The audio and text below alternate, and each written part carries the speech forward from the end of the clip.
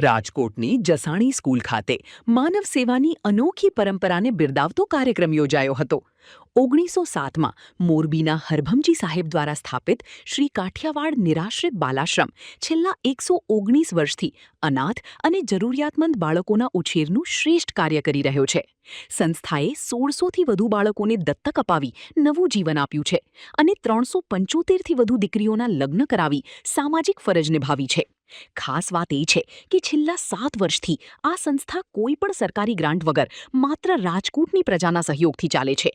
1 મહિનાથી લઈને 22 વર્ષ સુધીના બાળકોને આશ્રય આપવાની સાથે સંસ્થા મોરબીમાં વૃદ્ધાશ્રમ પણ ચલાવે છે. આ નિસ્વાર્થ સેવા બદલ સંસ્થાના સ્થાપક પરિવાર અને સેવકોનું સન્માન કરવામાં આવ્યું હતું. કાઠિયાવાડ નિરાશ્રિત બાલાશ્રમના વાઇસ ચેરમેન તરીકે હું ચંદ્રકાંત પટેલ છું. કાઠિયાવાડ નિરાશ્રિત બાલાશ્રમને 119 વર્ષ પૂરા થયા અને 120મું વર્ષ 8મી તારીખથી ચાલુ થયું. કાઠિયાવાડ નિરાશ્રિત બાલાશ્રમની જ આ એવી જસાણી વિદ્યા મંદિર છે જેમાં આશરે 1800 વિદ્યાર્થીઓ ખૂબ જ ઓછી ફીમાં ભણે છે, જે કદાચ રાજકોટમાં સૌથી ઓછી ફી હશે. સ્કૂલનું આજે ઓડિટોરિયમ જોઈ રહ્યા છો એ સ્કૂલનું ઓડિટોરિયમ છે. દરેક ક્લાસ સ્માર્ટ ક્લાસ છે.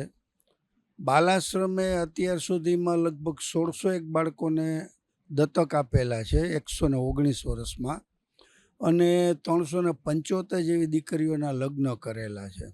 એ સિવાય બાલાશ્રમમાંથી નીકળેલા અનેક દીકરા દીકરીઓ અત્યારે સમાજમાં ખૂબ સારી રીતે સ્થિર થયેલા છે, જેમાં બેંગ્લોરમાં 8 બાળકો અત્યારે આઈટી ફિલ્ડમાં છે. અમદાવાદ ને ગાંધીનગરમાં 6 બાળકો છે. ઇન્ટાસ જેવી કંપની અંદર એમએસસી થયા પછી દીકરીઓ લેબ ટેકનિશિયન છે. ઇવન આ સ્કૂલમાં પણ બાલાશ્રમની દીકરીઓ ટીચર તરીકે કામ કરે છે. બધા જ બાળકોનો શિક્ષણ પાછળ પૂરતું બાલાશ્રમ ધ્યાન આપે છે અને છેલ્લા 7 વર્ષથી આ બાલાશ્રમ સરકારની કોઈ ગ્રાન્ટ લેતું નથી. માત્ર રાજકોટ શહેરની પ્રજા કે જે દિલેરી અને દાતારીમાં પ્રખ્યાત છે તેમના દાન ઉપર આખી સંસ્થા ચાલે છે. આ સ્કૂલમાં પણ જરૂરિયાતમંદ બાળકોને કોઈને 25%, કોઈને 50% ફી માફી કરી દેવામાં આવે છે અને સ્કૂલના વિકાસમાં પણ દાતાઓનો જ ફાળો છે. સંસ્થા એક વટવૃક્ષ બની છે. આ સંસ્થા દ્વારા મોરબીમાં એક વૃદ્ધાશ્રમ પણ ચલાવવામાં આવે છે, જેમાં અત્યારે 60 વડીલો પોતાના જીવનની સંધ્યા વિતાવી રહ્યા છે. આમ બાલાશ્રમની એક સ્કૂલ છે, એક છાત્રાલય વિદ્યાર્થીઓનું છે, એક આ બાલાશ્રમની અંદર 1 મહિનાથી માંડી અને 22 વર્ષ સુધીના દીકરા દીકરીઓ છે અને હમણાં જ રાજકોટમાં નવું સિનિયર્સ લિવિંગ હોમ બનાવેલું છે જે લગભગ 1 મહિનામાં ચાલુ થઈ જશે. આમ વિવિધ પ્રવૃત્તિઓ બાલાશ્રમ આ 120 વર્ષમાં કરેલી છે. આજે રાજકોટ કાઠિયાવાડ નિરાશ્રિત બાલાશ્રમની સ્થાપના જેને કરી એ મોરબીના અમારા જે હરભમજીનો પરિવાર આજે અહીંયા બોલાવ્યો છે અને તે લોકોનું તેમજ ભૂતપૂર્વ પ્રમુખ અને ભૂતપૂર્વ સેક્રેટરીઓનો બહુમાનનો કાર્યક્રમ રાખ્યો છે.